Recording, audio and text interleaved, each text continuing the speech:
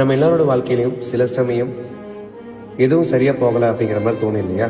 எத்தனை வாட்டி ட்ரை பண்ணாலும் எல்லாம் கை நழுவி போற மாதிரி இருக்கும். அதே மாதிரி ஒரு சின்ன எறும்பு ஒரு தானியத்தை எடுத்துக்கிட்டு தன்னோட வீட்டுக்கு போயிட்டு இருக்கும்போது ஒவ்வொரு தடவையும் அது கீழே கீழே விழுந்துட்டு போகுது.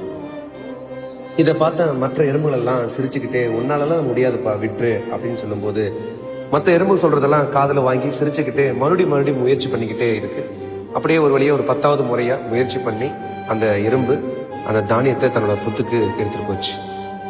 அப்பதான் அந்த எறும்புக்கு புரிஞ்சிச்சு, நம்ம விழுந்துட்டதுனால நம்ம தோல்வி அடைஞ்சிட்டோம் அப்படின்னு அர்த்தம் கிடையாது. நம்ம என்னைக்கு முயற்சி பண்றதை விடுறோமோ அதுதான் தோல்வி அப்படின்ட்டு. அதே மாதிரிதான் நம்மளோட லைஃப்லயும் நம்ம ஒரு விஷயத்த முயற்சி பண்ணும்போது நம்ம விழுந்துட்டோம் அப்படிங்கிறதுக்காக நம்ம தோத்துட்டோம் அப்படின்னு அர்த்தம் கிடையாது. நம்ம என்னைக்கு நம்மளோட முயற்சியை கைவிடுறோமோ அன்னைக்கு தான் நம்ம உண்மையான தோல்வி அடைகிறோம். அதனால முயற்சி செய்பவனுக்கு வெற்றி மட்டும்தான் இருக்கு, தோல்வியே கிடையாது.